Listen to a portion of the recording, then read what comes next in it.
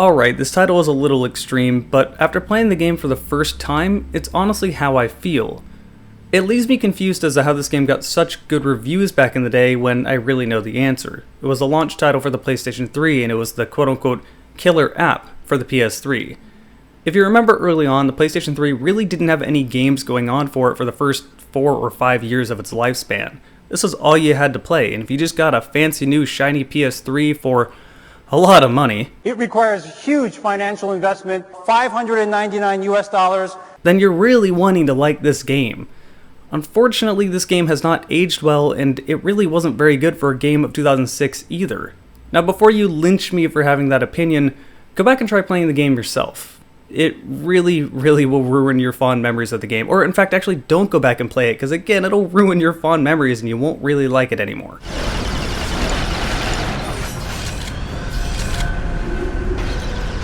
The story is the one thing I can't really fault this game for. It's consistent from the start to end, and it's told fairly well. This game takes place in an alternate timeline during the 1950s, where a mutant alien sort of species has taken over Europe and Asia, known as the Chimera. The game itself takes place across Britain, and you play as an American soldier by the name of Nathan Hale, who gets infected by the Chimera very early on, yet is the only known human to survive the infection with no bad side effects. Only some gold eyes. This doesn't really get you anything in-game other than slightly regenerating health. Now, I mentioned Nathan Hale is the only person to survive this infection, and that's important because this infection has completely taken over Europe and Asia. Britain was the last thing that went down, and this game is the fight to recontrol Britain. The story itself is mostly told throughout cutscenes in between levels by a British voice actor who is pretty decent and nice to listen to. There's not a whole lot more other than that. The universe the game is set in is pretty interesting, but the story is very straightforward, and that's perfectly fine. I actually had no problem with this. The Americans launched an assault on the eastern coast of England. On the second wave of that assault was a sergeant named Nathan Hale. Graphically, this game doesn't hold up over time, but honestly for a game that came out in 2006, it doesn't look very good to begin with. Let's list some other games that came out in 2006. The original Prey, Battlefield 2142, Half-Life 2 Episode 1. Some games that also came out around that era, Fear came out the year before. Crysis 1 came out the year after. I know this is Crysis, not really a fair comparison, but I'm gonna put that one out there.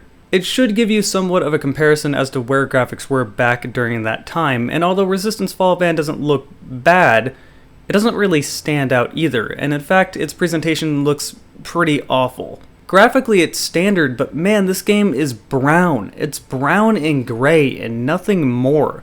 Games around that time really liked this sort of brown look to try to make the game feel oppressive, but it just looks really ugly and unappealing. I know it's supposed to be in the UK, and I know the UK rains a lot, but it doesn't make everything this shade of gray or brown. I know this personally because I live in the Pacific Northwest where it rains 9 months of the year. Same exact weather, it's not gray like this. Really, this game just doesn't look good for a lot of odd choices, and again, it doesn't stand out as amazing graphically or bad graphically, just not very appealing to the eye. There's some other things to it that also make it not look as good as it could, like the animations seem a little off. The reloading animations especially are very quick and just not very good. In general, the game, again, just doesn't look appealing. It really shows this game was a little bit rushed to meet the launch of the PlayStation 3. The one thing I can say about this game is that it does stay at a solid frame rate all the way through, which is way more than most other PS3 games can say.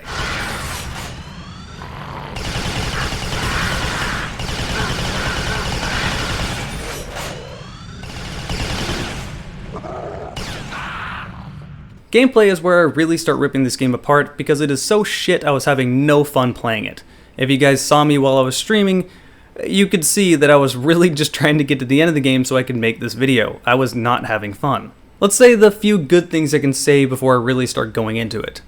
The guns are interesting. They have unique designs, they have unique split functions. For example, the starter SMG that most of the enemies get, you can use a split function to tag one of them, and then your bullets will curve to them. So you can tag them back around a wall and shoot, and the bullets will go around the wall. Well, they're plasma bolts, but you get the point.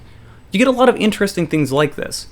But you don't get a few of the guns, because a few of the guns are locked to a second playthrough. Why would you do that? That is so stupid. I'm certainly not playing this game again. This is worse than me just being petty going, why don't I just get what I want the first time? This also limits your options in a lot of gunfights. You could have done something with those weapons that you can use the second time, but not the first time. Again, locking something to a second playthrough is stupid as hell. But honestly, the guns being unique is the only good thing I can talk about when it comes to this game. And really, most of it is just that this game is bullshit difficult. And I don't mean in like a fair, fun, challenging way like say Dark Souls, I mean in a straight up bullshit way that just doesn't feel fun. Remember when I said Nathan Hale can somewhat regenerate his health? Well, he can to an extent.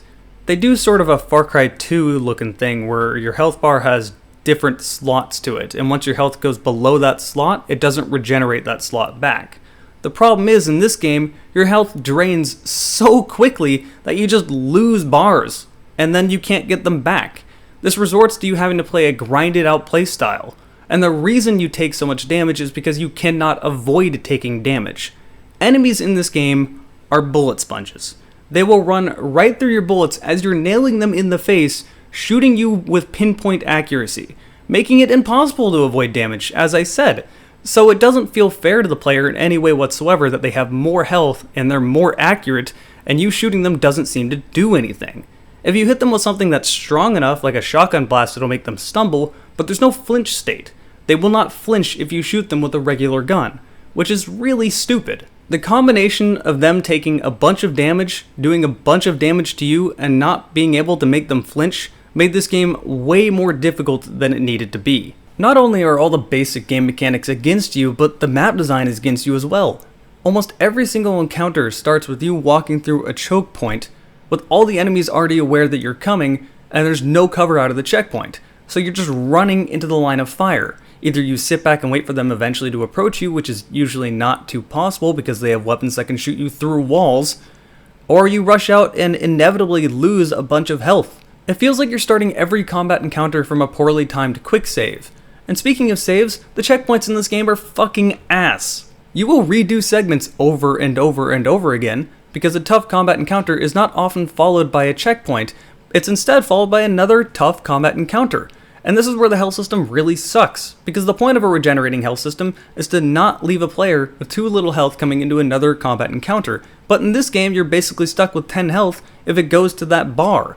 And you're just screwed. There's nothing you can do except for either play really defensively, which, again, they have guns that can shoot you through walls, so that's not too much of an option, or die and do it all over again and just hope that you do it better next time. There's a bunch of really good ideas in this game, but they're executed so poorly that it ends up being frustrating and not fun. For example, there's a bunch of different Chimera enemies, but I don't enjoy shooting at any of them. The starting base Chimera have this sort of plasma bolt SMG, the same one that you can use to lock onto targets and shoot them around walls. But this SMG is really inaccurate for you, but when they're shooting at you, they can shoot you from like 200 meters away with pinpoint accuracy. What's more frustrating is that if you use the sniper, which sort of has a bullet time mechanic if you scope in, you can see their plasma bolts going around you, but they're still hitting you. So the visual effect does not match what they're actually doing. Which again makes it impossible to avoid damage because you don't know where the shots are really going. They're still somehow hitting you. There's an upgraded version of this base Chimera that has a weapon that can literally shoot you through walls, and in all fairness, you get the same gun, but you don't get much ammo for it. This gun would be really cool to use more often if you could shoot them through walls, but I'd rather have it just not existing because they're more effective with it.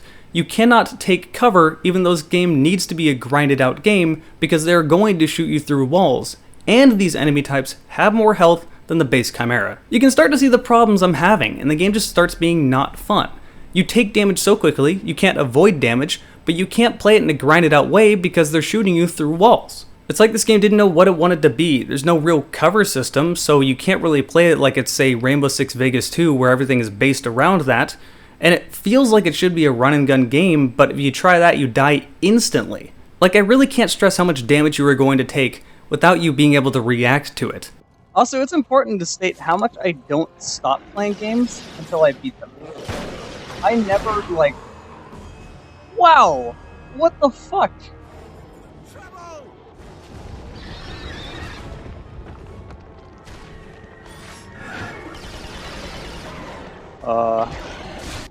Ow. Look how much damage that did me. Holy shit! What am I supposed to do there? There's not even any cover. Like, how am I supposed to avoid that? This is the biggest factor as to why I did not like this game. It was frustrating.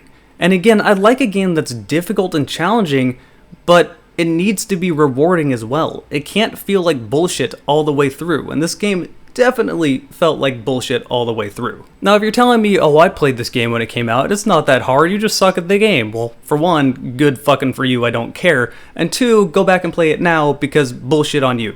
A lot of you probably played this game through co-op back in the day, which would make the game easier to play. However, a game should scale for 1 person to 2 people. Having it just incredibly difficult with just 1 person is really stupid. I mean, Halo gets the co-op thing done right, why can't Resistance? I'm gonna stop myself here. I could go on and on and on about how much I did not like this game and how much it really doesn't deserve the scores it got on launch, but I'm gonna keep this video roughly around 10 minutes, or at least try. As I said, I did not enjoy this game in one bit. After about the second stream, if I didn't plan on making a video of this game, I would have just not played it. I would have stopped playing it, thrown it away, and just said, alright, screw this game, I'm moving to something else. So I finished this game just for you guys. I hope you enjoy it. If you really want to see the frustration and you watch this video pretty quickly when it comes out, then you can go look back at the VODs to get a better idea of why I really didn't like it. But that should sum up the review of Resistance Fall of Man. Sorry if it ended up being a bit more ranty than what I usually do. I usually put my thoughts together in a more cohesive manner, but this is good enough. As always, a big thanks goes out to my patrons and my Twitch subs. You guys get a special early access 1-day viewing to my videos, so if you want to see my videos a day early before everyone else, then you can either become a patron or sub to me on Twitch. Speaking of Twitch, there's my Twitch on stream. Hope you guys have enjoyed this review, and I will see you either over on my Twitch or for the next video.